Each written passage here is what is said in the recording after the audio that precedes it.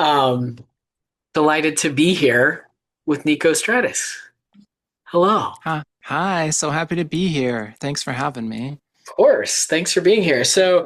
Um, Niko wrote this book, and I'm actually very delighted that you published it with the University of Texas Press because they are a great music press, which I think not everybody knows.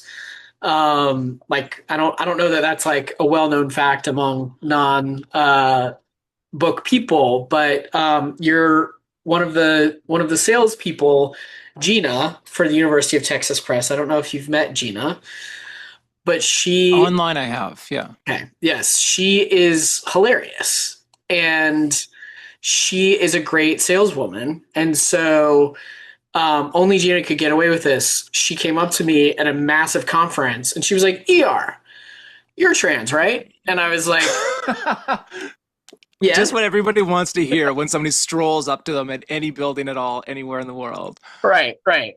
And I was like, indeed, yes, I am. And she was like, you like music, right? I was like, I do, yep. And she was like, I have the book for you. You're gonna love it.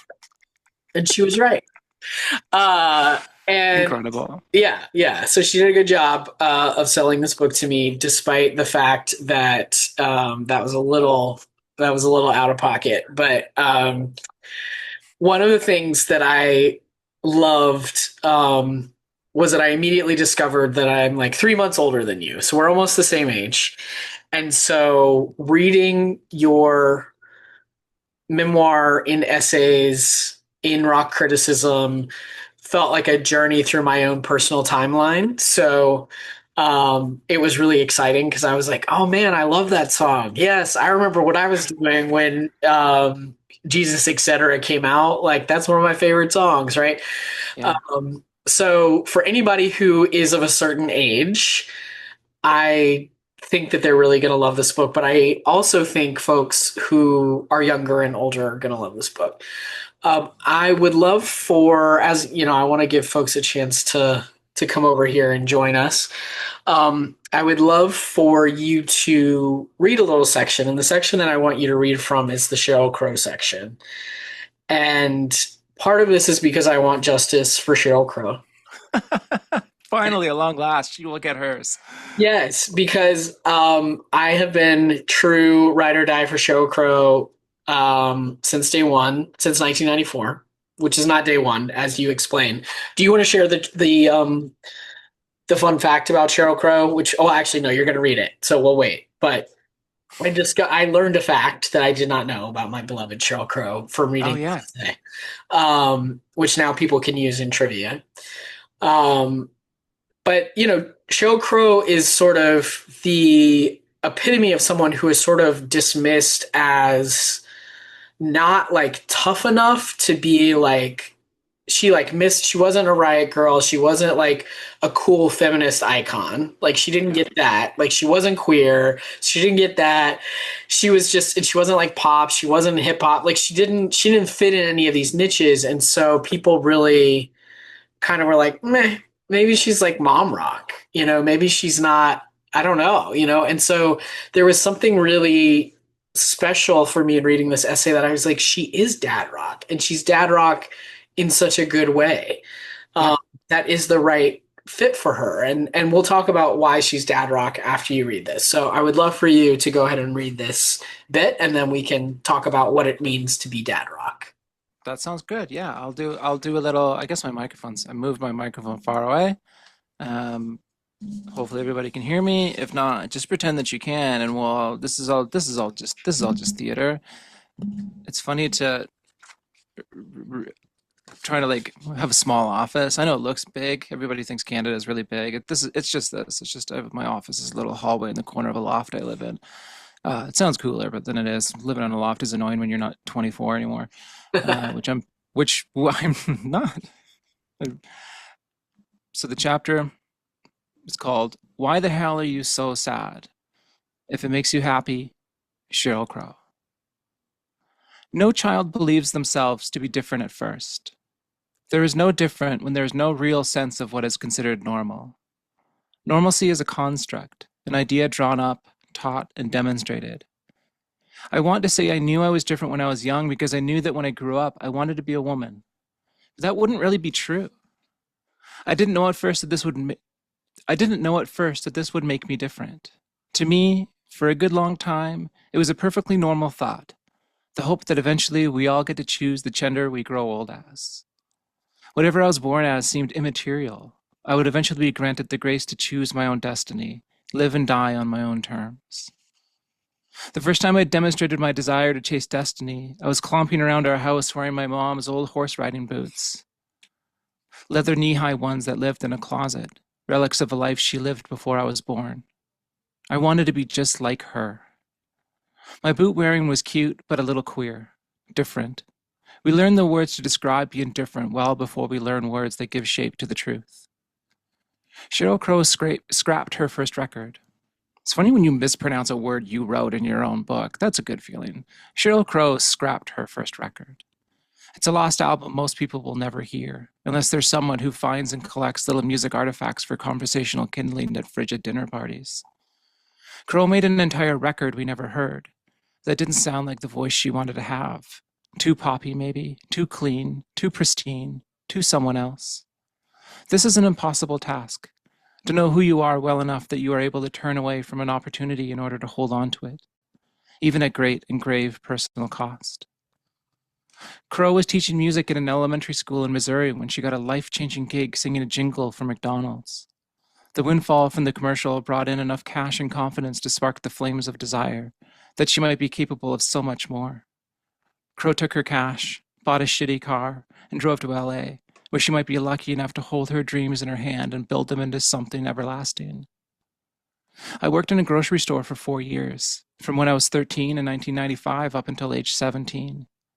When I first entered through the front doors with a crisp blue smock and a box cutter, I had no idea how much this early taste of labor would change me forever, mark its time on my body. I carry a scar. I carry a scar of it on my back to this day as a reminder. On the right side of my body, just below my armpit and in the most awkward goddamn spot to itch, there's a raised portion of healed over skin. It's the kind of alarming attachment to a body that people ask about with concerned tones the first time they see me without a shirt. I have heard that normal scars don't heal like that, but the early damage we absorb does not always leave normal scars. That's all we're doing tonight. I love it. All right, I'm gonna add myself back in here. All right, here we go. Um, I love that, and for folks who haven't read the book yet, you go on to talk about your childhood.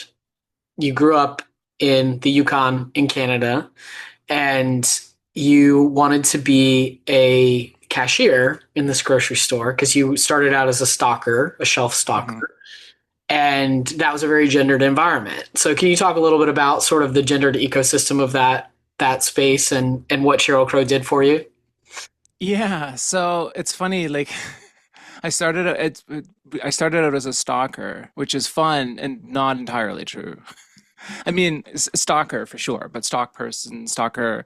We in Canada we have this rule. I don't know if you have this in America, but in Canada we have this rule where all the cans, because all our product in Canada has to have English on one side and French on the other, and then what we have as a rule in every store is that all the product have to be turned so the English side faces out. So you know the French side is there. We just don't let anybody see it ever once. So that was my job for like a year was turning like cans of creamed corn so you couldn't tell that there was any French on it.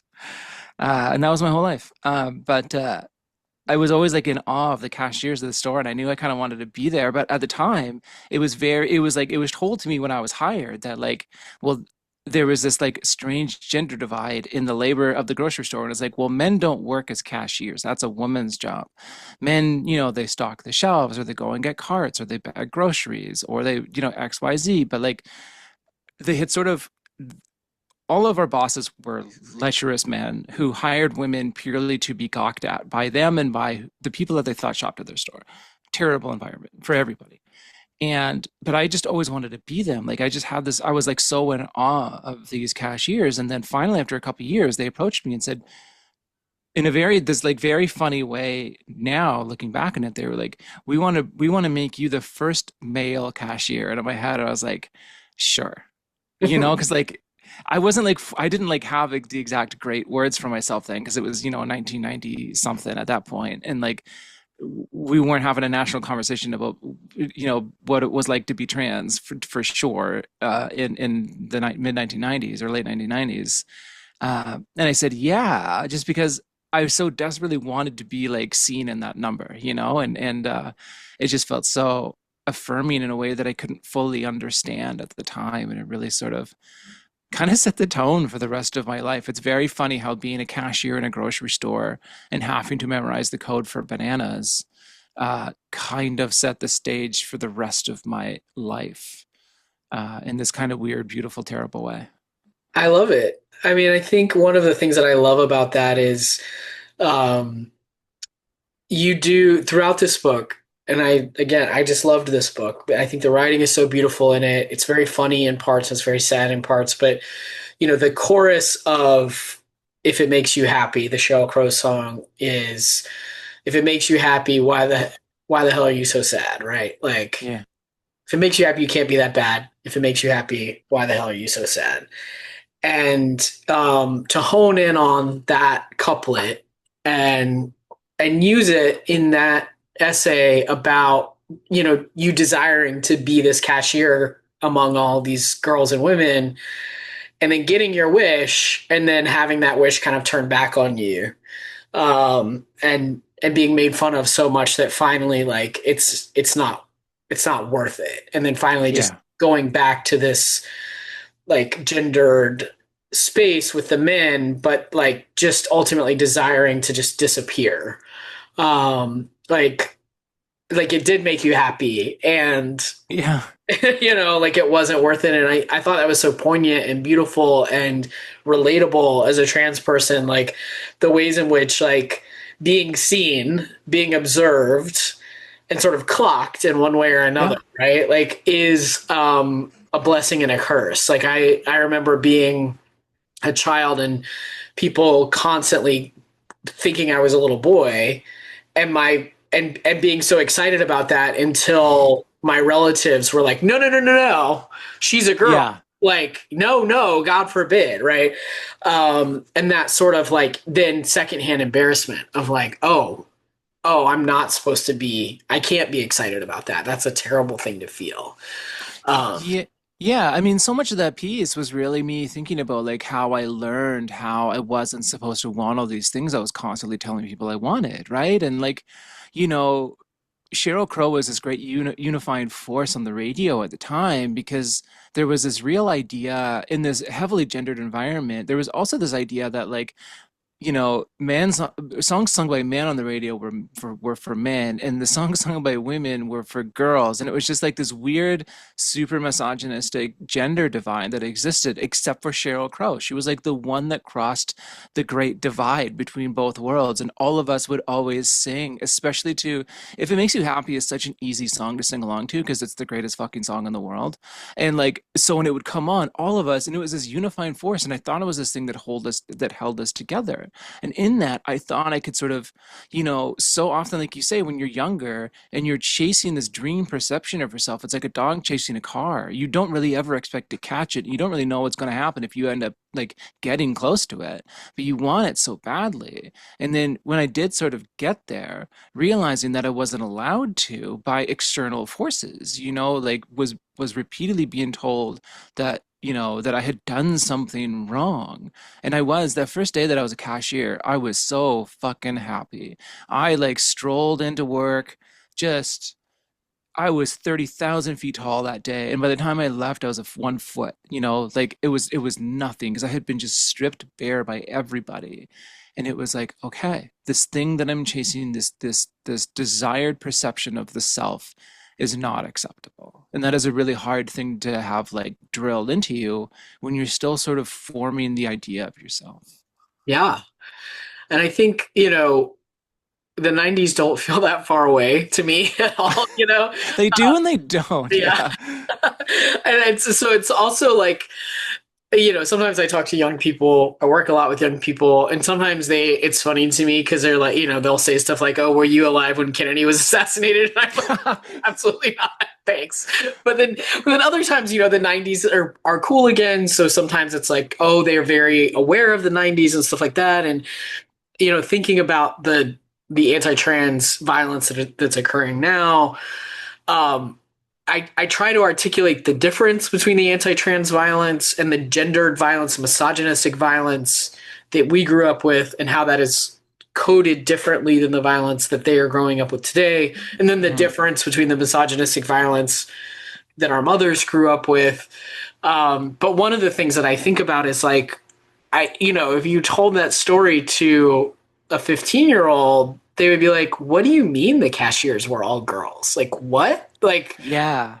Like that's insane. In the same way that when my mom was like, no, all of the administrative assistants were women. Like, no, Yep. you had to be a woman. Like, no man would ever be a secretary. And I was like, what do you mean?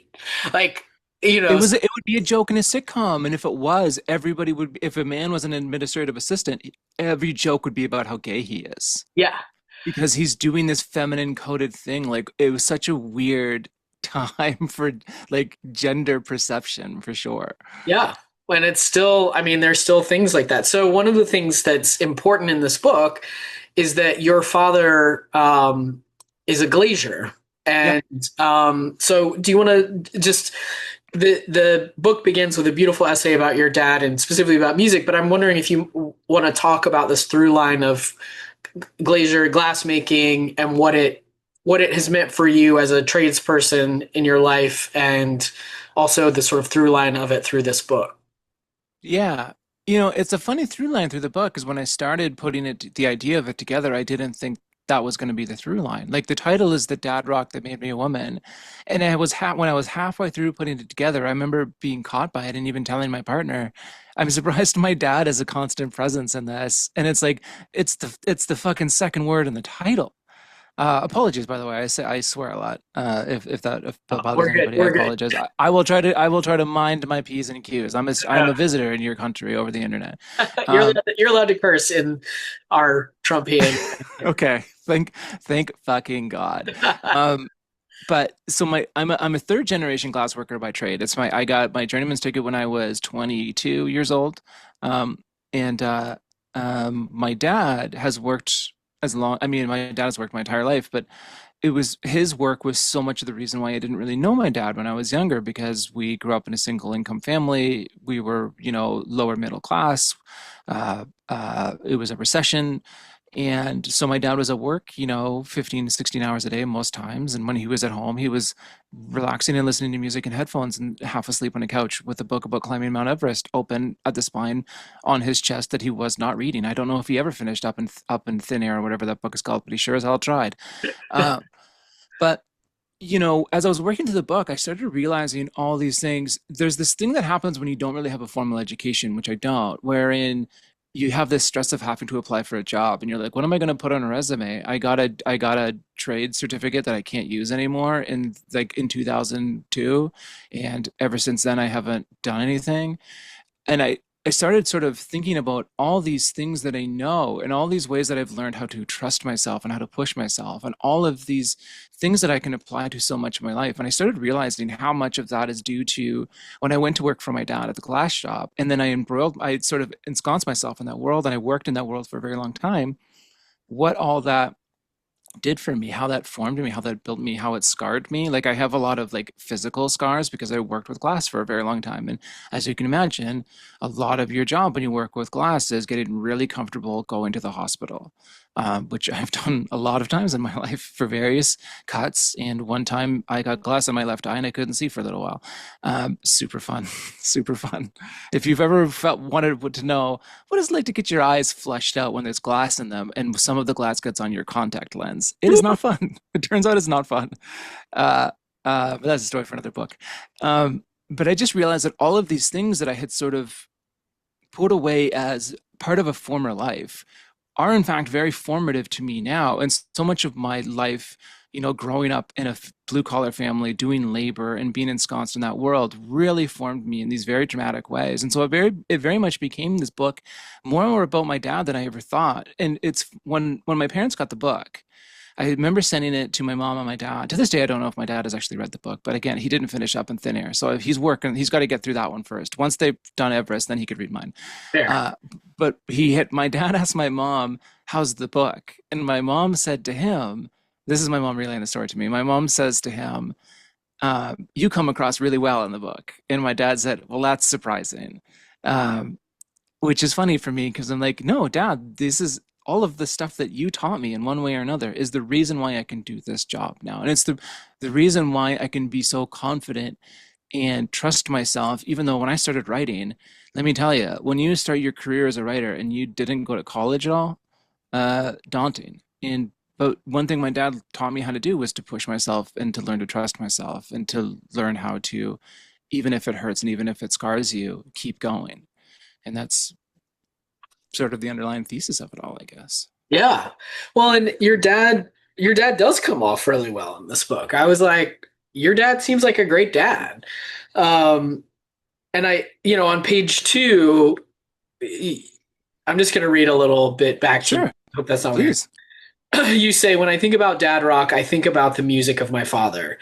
And I expected fully that we're going into, what I think of as dad rock. You say dad rock is a genre of loose origin and even looser definition, a box with blurred lines and fuzzy edges, letting all things bleed in and out of it at will.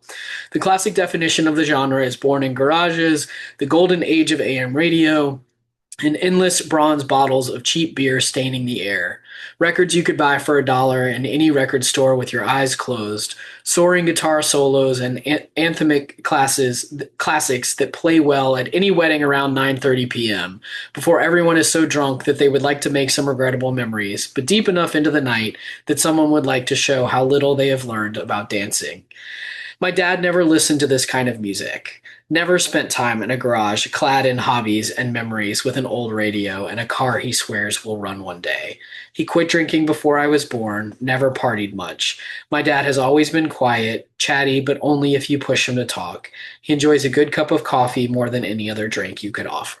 So I love that sort of bait and switch of like, this is, I think that we're going to get this like garage rock dad. And then you're like, well, actually, my dad was kind of quiet and I didn't even hear the music out loud that he was listening to because he always came home and was listening to it with headphones on. So what, well, and the other thing that you say on the next page is so much of my relationship to music is driven by what it says about who I am, what the thing that I collect and adore can possibly say about the parts of myself I am desperate for people to see. My dad has always taken to music privately. His albums weren't on display, and his music was played more often in headphones than in speakers, loud enough for him and no one else. So I wonder if you could speak a little bit about um, the nature of that sort of like learning from your father's privacy and his sort of containedness, and then your desire to kind of find a way to show yourself, like that attempt to like be known, right? And how you've done that through music. Yeah, it's funny. Like, my dad has never really been concerned with being known.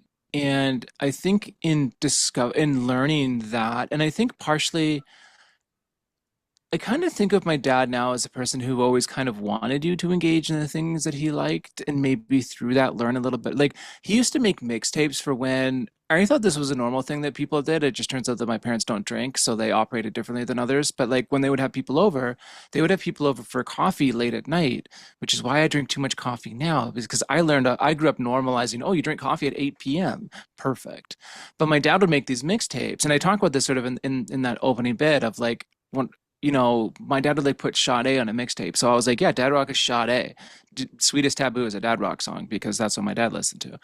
Um, Michael. and I mean, look, everybody should listen to Sade all the time. Sade is amazing. And so I didn't realize that he was making all of these artifacts. And I still like, I've yet to really sort of ask him about it because again, my dad will never tell me anything about himself, even now. Uh, that I think that he was the little parts of himself that he lets you see, I think he was trying to tell stories about himself without ever having to say a word because he doesn't really like to. And this was a really hard thing for me that I closed myself off so much over the course of my life and never really let anybody see me because I saw my dad doing that. But he did that because that's all he ever needed to do. He didn't have this desire to be seen or perceived a certain way because he was seen the way that he's always liked to be seen. My dad is an extremely comfortable person, and I never understood that when he came home, put the water boys on his headphones and fell asleep reading a book about Mount Everest. That's because he was happy and Yeah. he was safe and he was content. This was his, sanctuary for himself. And I never really understood that until even when I was working on the book, I was like, oh, that's what this means. He never had this desire where that I do even now of like, these are things that explain who I am. Let my music collection tell you stories about me because I had hid so many parts of myself away. And now I'm trying to sort of make peace with the past and also be present and say, well, this is who I am. And a lot of my memories are processed through music, and a lot of who I am now is still processed through it. So it's kind of using the same medium to do two very different things. Um, and it's Yeah. just that my dad has always been easily comfortable with being exactly who he is. Yeah, and what a privilege and a gift that is, right? And I think Sure. that's a way. It's very subtle and it's very elegantly done. I think that you're not in any way.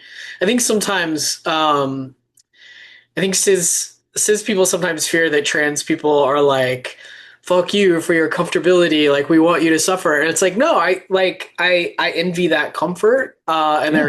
there are times now when I feel it, that integration in my own self. But Yeah. I really related to that idea of I have to find these proxies in art, in books, in music to grasp at so that you can see what is going on inside of me because you can't because I'm illegible otherwise. Like you Yeah. can't you're not going to believe me that I am who I am, so I'm going to keep showing you all these other things. Um I mean, I think about that a lot. Later in the book, I write about Hayam, like a pop band, like a major pop band, and pop music was a thing I wouldn't allow myself to access because I thought it told a story about myself I was desperate for people to not see because I was so afraid of being seen and found out. And, I was an alcoholic for a really long time. I started drinking when I was about 13 or 14, and I drank until I was in my mid 30s. And that is a lifelong commitment to blacking out.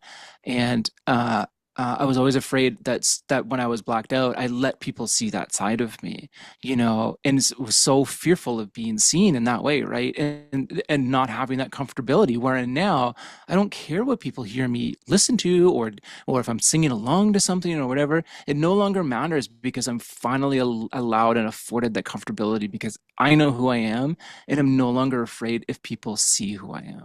And that is such an important thing that everybody should have access to is not being afraid of being seen for exactly who you know yourself to be. I've often wondered what is lost and what is gained in this younger generation by not having like a whole I know some do have vinyl collections or a whole like 500 CD flip book Hmm. that you used to get in someone's car and look at all their CDs and judge them, Yep. you know. Sure. Look And at like my carefully curated self. Yeah. yeah, and like clown on people and and so much of that was gendered, right? I mean, Sure. absolutely, and that fear of oh, like you can't like pop music, like you're a queer or the F word, Yeah. whatever, like that was so pernicious. And Sure. now it's like everybody's music is in their phone, and we have no idea what they're listening to unless they Yeah. put it on TikTok. And I wonder what that experience is like. Like, is that better for people because they can be more, you know, less defined by the genres they listen to, or is that destroying subcultures? I don't know. I mean, I think it's kind of tearing down some interesting walls, right? Like, I have three nieces who are all teenagers now, and the way that they access culture is so different, but they still, you know, do they access so much without ever really having context for it? Like when we were young, like when we were teenagers, which, like, as you said earlier, it feels like a lifetime ago. And sometimes I'm like, oh, it's just like yesterday when I was 18 years old. Like, no, it was not because your hip hurts for no reason at all. But like my sister was telling me the other day where she was driving one of her daughters to school and her daughter's learning how to drive and she was like and she was playing Brandy while we were driving to school. And so I was like explaining who like the years when Brandy was on top of the world. And I was like, see, she's into this stuff, but she has no context for it. And this is why it's so nice to either have a cool older sister who was super into Brandy in the mid 1990s, which a lot, if you had an older sister in the mid 1990s, chances are she was probably really into Brandy because who wouldn't be? But also, like, you need people that can sort of give context for, well, who are these people? What are they? Where are they coming from? What is their sound? What are they saying? What are they in conversation with? Like all of these ideas. And I think in a lot of ways it's allowing people, younger people, to exist without need for like hard drawn lines and definition. There's like a fluidity to younger people in so many different ways. And I'm really curious to see like, well, when they become real adults later in life, what kind of context are they going to have for all of this stuff they just had free access to? Yeah.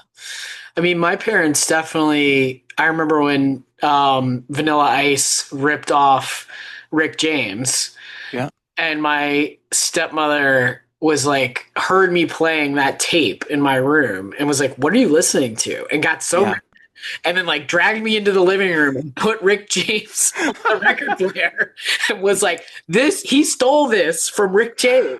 Oh, that's amazing.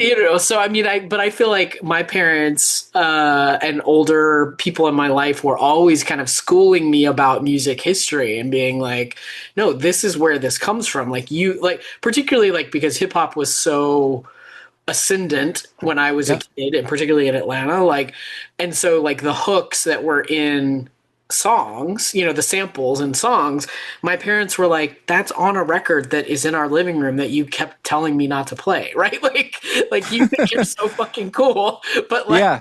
this music is Motown. Like this is, this Sure. sample, and so I am grateful for that, and I have no idea where like it seems like a lot of like Gen Z and Gen Alpha is it's like stuff sort of bubbles up as hooks or samples on the background of TikTok and Instagram reels. And then that's how people find these sort of deep dive things. So kids are finding it, and that is a legitimate and cool way to find stuff. But yeah, as you're saying, it's just like sort of, disaggregating from anything else, which is yeah, I don't know. Yeah.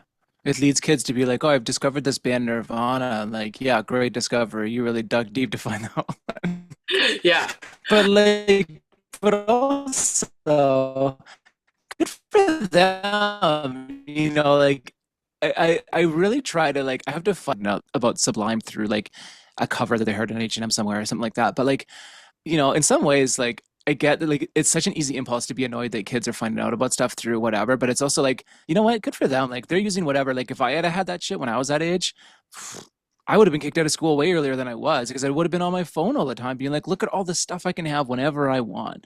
And like I just like it is like look, you're gonna get me going on a rant here about like why this is why cultural criticism is so important is because like they're getting all this stuff, but they don't really know what any of it is, which is why they're acting like they've discovered Nirvana. Is because there's no one there to tell them that they didn't. There's Yeah. no one there to tell them why. Or like, I'm like I'm wearing a bootleg Beastie Boys shirt that you can't really see, but like, we lost Sly Stone 2 days ago. Brian Wilson was today. Sly was yesterday, which is a terrifying, sad run of days here. But like, I remember the first time I heard the Sly and the Family Stone song, "Loose Booty," because there's a sample from that's in Shadrach, a Beastie Boys song from Paul's Boutique, and I remember hearing that song and being like, "That's the sample from Shadrach, this Sly and the Family Stone song," and like having that discovery. And it's only because I bought a Sly record in a bargain bin for $1 when I was like 24 years old, and like everybody has these means of discovery. And ultimately, like the more we give people these contexts for these things, the more they can do some research and the more they learn things about themselves. And I think in learning about the self is when you start to ask yourself questions. I think music is a really important like cipher into the self, and it starts to allow you to ask bigger and broader and deeper questions the more you become curious about it. I think me being curious about music from a young age led me to wonder maybe I'm not supposed to be the gender that I am because I was so questioning of everything and I was so curious about everything. It made the lines blurrier. And I think that is a really important and beautiful thing that we have right now is the lines are blurrier than they ever were before. I love that. Yeah.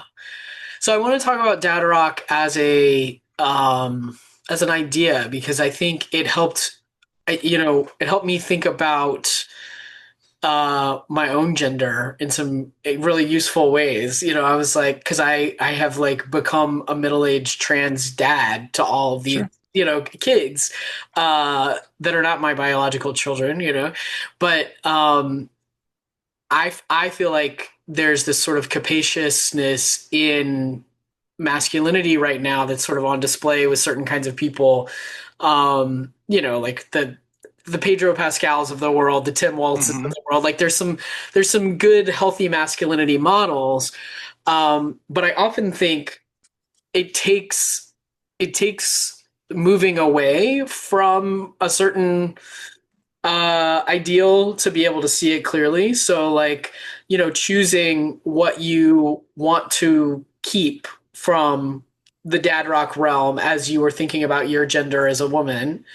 Um, and I think about this a lot of like what I am proud of my girlhood, right? Like Yeah, there are things that I'm very grateful for that I'm so glad that I was like raised a girl, even though that never fit. sure. I'm so grateful for that. And I'm so grateful to be who I am now and to have the ability to move through the world as a man. But like what as you're as you came to like really think about like the thesis of this book as it relates to dad rock, um how did you start to think about dad rock as this more capacious category? Yeah, it's funny because like I had the title first before I had anything, and it was a note that I had written on a piece of paper that was sitting on my desk because I thought it was funny. And it was a thing that I would say as like a funny joke. And in fact, I had made this like toss-off joke on Twitter one day, and I remember the country musician Margot Price had seen me post it, and she started calling herself a female-fronted dad rock artist on stage for a while. And I was like, at one point, I remember telling her, I was like, you should just like we should just like make merch. And she was like, yeah, because I'm saying it all the time. And I remember like she was like written there was some review of one of her concerts and it was like Margot Price is making female fronted dad rock. And I was like, well, I guess this is a thing. And I had this note for the longest time and I was like, well, wouldn't that be funny? And I remember saying it and just like thinking it was funny. And then eventually I was like, I need to figure out what this really is. And I used the turning point that I use in the book that was sort of my impetus for a lot of it was when Wilco was suddenly written off as a dad rock band, and it was sort of used as this pejorative of like, well, now they're letting their dad rock roots show, or whatever the wording was in the Pitchfork review of Sky Blue Sky, their record that came out in 2007. And I started thinking like, well, why though? Like, what is it about where they were that made them a dad rock band? So I kind of started doing this reverse engineer of like what that really meant. And, to sort of talk about something that you were talking about, there's this idea that I've seen a lot of like budding trans screenwriters want to have this idea of like being able to go back in time and tell your younger self that you're trans and that you're not the gender that you're being seen as and all of these ideas. And I remember somebody asking me, like, if you could go back and do it again, would you do it differently? And I said, no. And they were surprised by that. And I was like, part of the process of doing the book was me making peace with the fact that I can't change the past. I can't change the life that I've had. And I actually owe a lot of who I am now to who I was. And for a long time, I was trying to run away from the life that I lived and from being raised as a boy and living as a man and living in this very masculine environment and trying to sort of wash my hands clean of that. When in fact, I should have been honoring that time and what it taught me. And so much of what I was figuring out about dad rock was, what if instead this is not people trying to tell you how to live, the people showing you this is where I have been, this is how I have gotten through it, these are the places that I have stumbled. Try to not fall where I fell if you can. But they're never really trying to give you a hard and fast lesson about life. They're just trying to be open with you about the struggles that they had to get to where they are. And I think that is a thing that can happen to anybody of any gender, and it can happen to anybody of any age. I wrote about Julian Baker, who was substantially younger than me, but I think has a lot of things to teach me. And that's an important thing for me to think about as a 43-year-old, almost 43. I'm not 43 yet, but I will be in a couple of weeks. Is people younger than me have had different experiences. And I think it's important when they choose to share these very deeply personal parts of themselves and say, look, it was hard and I wasn't perfect, but I made it through.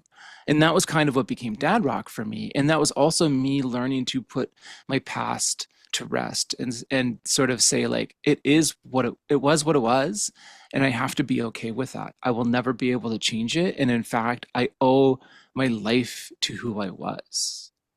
And that was all sort of part of it. Was like thanking the parts of the lives that I lived before this one. Yeah. Which sounds really corny to say it out loud. It sounds kind of like whatever, but like it is kind of true. Like I am thinking myself, even though I have a lot of weird scars and a very bad back. Um, still thanks, like because all those things make me who I am. And I'm lucky to be where I am, and I'm happy, and I've got a great life now. And I don't think I would have any of this stuff without the life that I had.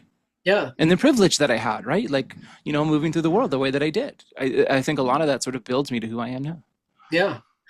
I know we're on a different platform, but folks, feel free if you have questions for Niko, you can put them in the chat and we'll get to them. It's okay if you're just here to listen, but we love questions. I'm also sober, and so I appreciated the stuff that you wrote about addiction. Um, I think so many trans people are addicts, recovered addicts, current addicts, and we're not really often given space to talk about that because we try so hard to like represent ourselves well because we have so many enemies. Yeah. But there are a lot of really smart reasons and good reasons why we are addicts, right? It's like it is a wise thing sometimes to block out things that you are not allowed to be, right? Yeah. And as you said, you got to a point where you were so worried that you were going to reveal yourself that it became less safe to be an addict than it was to be sober. That is also kind of what ultimately happened for me. Yeah. And I got sober, and then within a year transition, and I know many people for whom that is true. Like Yep. they stopped drinking, and then they were like, oh, you know what? Turns out there was this big thing that I was just trying to drown. Yeah. Oops. Yeah. Yeah. Yeah. Oops. Yeah. Like this is the thing. And so I really appreciate getting to talk to other sober folks who are trans, because I think like I don't feel any kind of like pathology around that. I'm like, yeah, that was a wise survival skill and it ran Hmm. its course and it was not great. Like, but in terms of thinking about that gratitude towards your childhood self and the time that you were raised as a boy, it's like to me it's also similar. Like I'm like, I learned a lot of lessons as a drunk. I don't Yep. I don't ever want to go back there, just in the same way that I don't want to go back to being perceived as a girl ever. But those things made me who I am. Yeah. Um and so I wonder if you want to talk just a little bit about also, music and music journalism is so known for being interwoven with addiction, right? Yeah. So I don't know if you want to speak to any of that. Oh, absolutely. I mean, yeah, it was a big, and for a long time I didn't, in classic alcoholic sense, I was a very much, I don't have a problem, even though, I would wake up on my floor not knowing what day it was, and I had lost a couple. And even those weren't like warning signs, those were just like funny stories that I would tell where people would like send me photos of myself at a party I don't ever remember being at. And still I was like, there's not a problem here. This is a totally normal, fine way to live. And I got sober about a year after I transitioned. I did the flip, the flip of you, but like there was so much trying to sort of drown and smother myself, um, just so I wouldn't have to sort of acknowledge or deal with these persistent questions that appeared when I was quite young. Uh, and it is this kind of, it is such a persistent, a job I had that I didn't really write a lot about in the book, because I did work in music for a while. I ran a small record label and I worked as an executive director for a music not-for-profit. And I would go to these like business meetings in like, like I would go to like Hamburg for like a industry showcase thing, which was basically just a 4 day long drinking competition in Hamburg, which you can imagine is a wild time.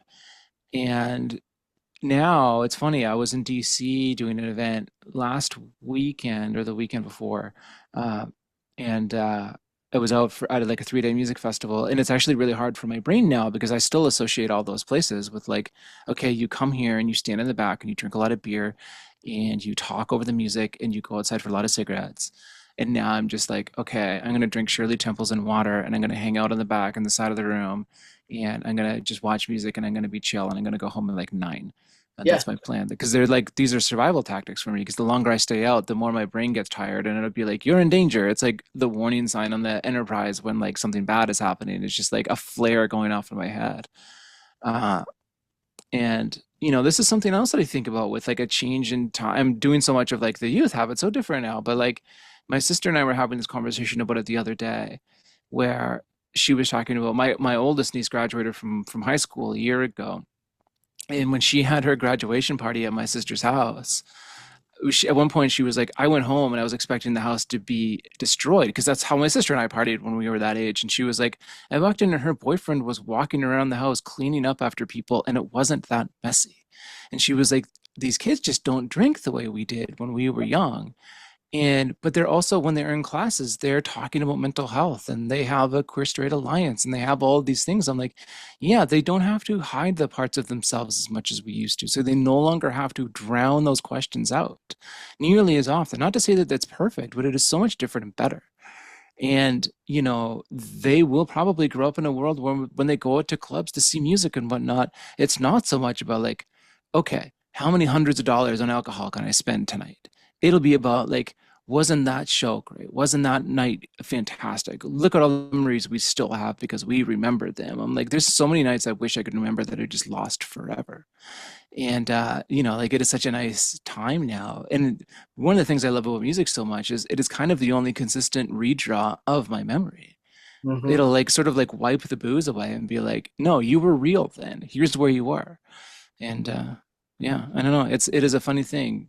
There are a lot of, I know so many trans addicts, and in fact, somebody reached out to me the other day. They said after they read my book, they decided to get sober, and I was very Wow. touched by that. Like, it's not a life that everybody needs, and it's not a life for everybody. But uh, I've been really grateful to know a lot of trans people that are sober, and it's partially that is like they no longer need to hide. And when you don't need to hide, you don't need these crutches. And if you've used it as a crutch, it becomes a weapon. Like that crutch has a blade on the end of it, and that blade starts to turn upwards. And I'm so happy to be old and tired all the time now. I went to a show and it was so good, and the guy in front of me got up every 5 minutes to get a beer, and I was like, "Oh man, I feel so bad for that guy. Like I used to be that guy. Like I used to Sure. be the person that was like, oh, I gotta go get it. I gotta get a refill. I gotta get another one. And it's like you're not even. Why are you even paying all this money? Yeah, you're Concentrate. not even there. Yeah, and the it's everything is expensive. You got to get up every 5 minutes to overpay for a drink that you could have had downtown for $2. Yeah, it's just Yeah, once the shackles are off, you kind of are like, oh wow, like I spent so much time like orienting my life around this, and yeah, and I think that is one of the gifts of transness too, is like you see all of the ways that you are shackled to certain ways of being and hiding and lying and all these things that other people are still shackled to, including many cisgender people, right? You're like, oh, this fictive binary gender that y'all are so obsessed with. I mean, right now in the US, it's like, looking at the Trump administration's like intense reification of binary beauty standards that are so extreme, and hmm, it's like the lip fillers and like all of the stuff that they're doing, and all of the makeup that both people of both binary genders are using to enhance their stuff. It's bonkers, right? And you're like, oh man, y'all are obsessed. And how beautiful it is to be free of that and to just be like, oh, it's all made up. Like yeah. All of this is fake, and I no longer have to care. Yeah, like I Yeah, don't care. It's all made up, and um, you know, fuck it. fuck Let it. me. I see you have a question. Do you wanna speak it into the room? You unmute yourself. Oh, hi. I didn't know you were ready for questions. I just put my hand up for later. Is it okay to ask a question now? Yeah, go for it. Okay. I was wondering if either one of you could say how you think it is that some people who, when they're growing up, do not fit in with the gender norms that their bodies were assigned when they were born. Like they just, um, I'm a girl and I like so all the stuff the boys are supposed to like and do and look like. And some of them will rebel by just being gender nonconforming, you know. And others in that same situation will end up feeling like they're transgender. That's the term we use now, that they're in the wrong body. And what'll help them is changing their body in whatever way to present as the other gender sex that they were supposedly not born into. What is yourself with other people that tells you what's the difference? What is the main difference that makes you end up a transgender man versus other people who stay as a woman, very butch, blah, blah, that kind of thing. Yeah. Well, I can say for me, I mean, you go. Yeah, go ahead. yeah.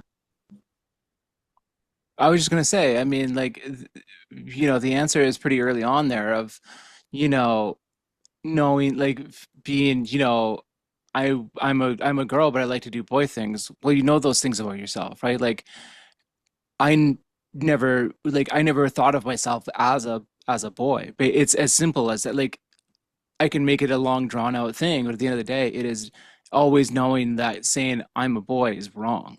It's to me, it's as cut as dry as that, and everything else is sort of immaterial. But it is that understanding of the self, really.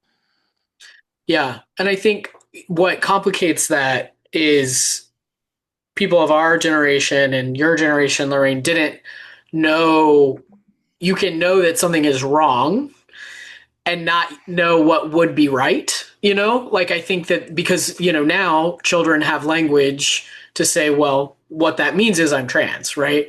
But, or, there are some kids that are just like, well, I'm a boy or I'm a girl. And they don't have the language of transness yet.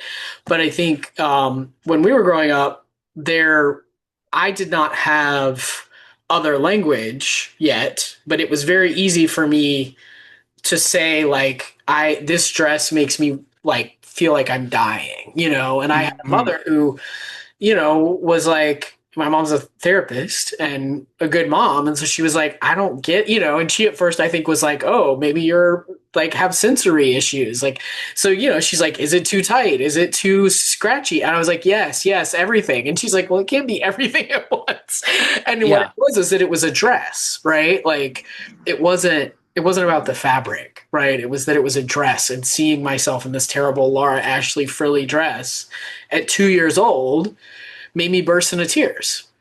yeah, And and that's different than feeling constrained by the misogyny and patriarchy of the world, and also just having an affinity for butchness and butch swagger and all those things, right? Like there's so many women who are, masculinely identified or butch identified who still are feel so at home in their femaleness.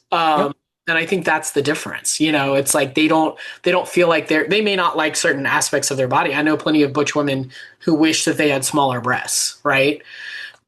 For example.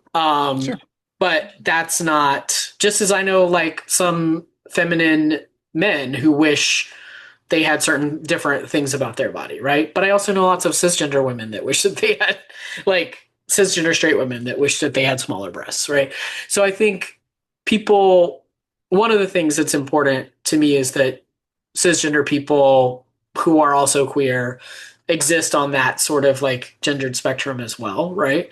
And that binary trans people who do ultimately medically transition end up having a different relationship to gender than those folks, but we're still kind of all on that spectrum. That's Yeah, and it's an idea that changes over time too, right? Like some of the moments that I feel the most affirmed is in my understanding of myself is not like when I've like really spent the time and done myself up. It's when I roll out of bed to walk my dog at 4:30 and my hair is still up and I put on, bike shorts and a double XL t-shirt to walk the dog around the block and I look like I'm still mostly asleep and it's the time I feel the best about myself because even at my most haggard I still understand that this is who I am. It's that idea of never having that language, right? Like in the 90s, we didn't, if I could have said, I'm trans and I'm supposed to be a woman in 1994, I maybe would have had a better, a different sort of approach, but we just didn't have easy access to that sort of language. And that's just like that in and of itself is partly why it is so different, now versus, decades past. yeah. Simon? Hey Hi, guys. Si- Hi, Simon.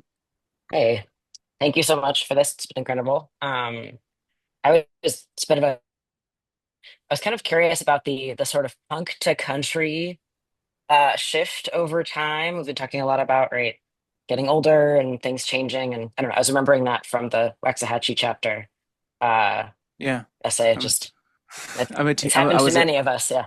I was a young punk who, I mean, like I was always kind of into my mom was really into country when I was younger. Like my mom really loves Dwight Yoakam, and when I was young, my mom would be like baking in the kitchen, and she would be telling me about Dwight Yoakam, and she was telling me all the stories. Like my mom, she doesn't have the mental faculties now that she used to when I was younger, but like at the time, she was like human Wikipedia, and she would just be like, okay, so Dwight Yoakam is this guy, and he's a country guy, but he's not making it in Nashville, right? So he goes to LA, and then he's playing with these punk rock bands. He's playing with this band called X in LA and all this stuff. So I'm like learning about X at like 14 years old, watching my mom make scones in the kitchen, which is how every kid learns about X, like such a normal way to learn about weird punk rock bands. But I was super into punk rock, but I kind of always loved country. It was just one more thing that I wouldn't allow myself to like because I was like, when you're a punk in the 90s, you're not like, what else I really like is country music. And now I'm just like, I'm able to just sort of let that go. And I love a lot of country so much. And I'm just like, it is part of that like softening of the self as I get older. And like, I'm still, the punk rock teen I once was. I can't go into mosh pits anymore because my body's not built like that as it once was. But like, I was just at a punk rock festival for 3 days and I was like 20 years old all over again. But when I get home, I'm still like, okay, I'm just gonna listen to Willie Nelson, Redheaded Stranger for like 3 hours because I just want to like feel something different for a little while. And I don't know. All old punks eventually become cowboys, I guess. Good for us. Totally. And Ellison in the chat says, as a punk who grew up in the woods, I love your mom's love for Dwight Yoakam. Dwight Yoakam rules, and I'm glad I'm here for the Dwight Yoakam. I mean, the American Music Series at University of Texas Press is a great book about Dwight Yoakam on it too. Yeah, Yeah. I'm a huge Dwight Yoakam head. I love Dwight. So we're coming up on time, so I just wanted to ask, was there a song or an artist that did not make the cut? Mm, And if so, yeah, who got left out? there's an essay I wrote for the book that I eventually took out because it wasn't working. And I took one out and they're like, can you, because it just wasn't working. It's not that we didn't have the space, it wasn't working with the rest of the book. And they're like, can you write one more? And I said, sure. And then I wrote three more. But I took out a essay about the band Grandaddy, who are a band from Modesto, California. They're one of my most favorite bands of all time. And I wrote this essay about a time. There's three near-death experiences I had while working as a glass worker that I took out of the book. And one of them was a time when I rolled my van on a highway in the Yukon in the dead of winter, well before cell phones were readily available. And I thought I was going to die. It was one of the first times I thought I was going to die. And I wrote about Granddaddy from the album Someday, which is one of my just all-time favorite records. And it just wasn't working. And I really wanted to. I held on to it for so long because I love the band so much. You know that thing when you're like, I've written this thing, and it's like it's the ultimate kill your darlings. When I was like, they're right that this essay doesn't work in this book, but goddamn, do I want to put this essay in this book because I love this band so much, and I eventually took it out, and it's sitting there in a folder on my desktop, and I'm like, if I sell enough of this one and they let me do a revised version, I'm fucking putting that Granddaddy album back in there because I love that. I love that record so much, and I was so sad to pull it out. But then I was like, I'm gonna write about Jason Molina, and also Built the Spill, and also I'm gonna change the acknowledgments into a kind of small essay about Waxahachie, and if they would have never stopped me, this book could be 4,000 pages long because there's just so many other bands I wanted to put in. Sade too. I wanted to write a whole thing about Sade and it wasn't working, and I was so bummed because I love Sade so much. I'm curious which was the first song that you wrote about. Oh, well, when I wrote the book proposal, I wrote the National essay, and it almost the sample that I wrote to sell the book is pretty much how it appears in the book. I changed a few things, but by and large, I had a different book that I was pitching to the series and it wasn't working. And they said, "Well, what else do you have?" And I was like, "What about this book I have a idea for called The Dad Rock That Made Me a Woman?" And they're like, "Sounds great." And they were like, "Can you send us a draft in like 2 days?" And I said, "Sure," which was a lie. And then I wrote the National essay like a day and a half later, and it just was like, it just sort of came to me. Initially, I wanted to make the whole book about the National, and it's like, I can't do that. I'll get run out of town if I do that. So Ellison in the chat says, craft comment, I was really impressed how deftly you transition between talking about the songs, their context, and the various points in time in your life. It never felt forced or clunky, and that's no mean feat. I totally agree, Ellison. That was Thanks, Allison. what struck me about this book is like it's not easy to weave all these things together, and to do it so succinctly, too. Like you get a lot in there about each of the songs and each of the bands. Like we get a little nugget and we have this through line of your life and it all makes sense. So again, I really, really loved this book. I'm going to link to the book in the chat for folks who would like to buy it from Charis. It really does help us when you buy event books from us. So Yes. please do that if you have not gotten your copy. I'm glad some folks have already read it. That's awesome. The link is in the chat for you to buy it. Niko, is there other work that you want to shout out? Places that you want people to be reading you online or anywhere else? Let's see. I have a newsletter called Anxiety Shark, which you can find. I think anxietyshark.ca is the URL for it. I do a weekly OC rewatch podcast with my friend Alex Steed, who has a podcast called You Are Good. It's called OC Again, which you can find online. Otherwise, no, I don't know. I don't think I have anything else. I'm around. I do stuff every now and then. Yeah. Well, you have a great website too, so folks can find your work there. NikoStratis.com is my website, Yeah. Well, Yeah. thank you. This has been so cool. Again, I'm just going to be handing this book to everyone who likes music and maybe get it in the hands of some younger folks for context. You So can teach them all about Sheryl Crow. that's right. That's right. I'm going to go listen to my Sheryl Crow on vinyl and chill. This was Can I also say that, sorry, just oh, before we go, I wanted to say if anybody has already bought the book from Charis or is buying it from you, send me an email and let me know. And I can't sign your book in person, but I will sign a little thing, and I'll put it in the mail and send it off to you oh, that's as awesome. a All thank you. right. Signed book plates. We love it. Love to hear it. Yeah, I'll send a little something in the mail. Thank you. That's great. All right. Well, thank you so much for your time. This has been really fun. I've really enjoyed getting to chat with you, and I can't wait to read your next book, whatever it is. I'm putting ideas together, so here's hoping I get to do a second one because I really liked writing the first one. And thank you so much this was such a lovely chat. Thank you so much, and thank you for the folks that jumped onto the call to listen to us. It was what a lovely time. Yeah. All right. Take care. You too. Thanks so much. All right. Bye bye. Bye bye.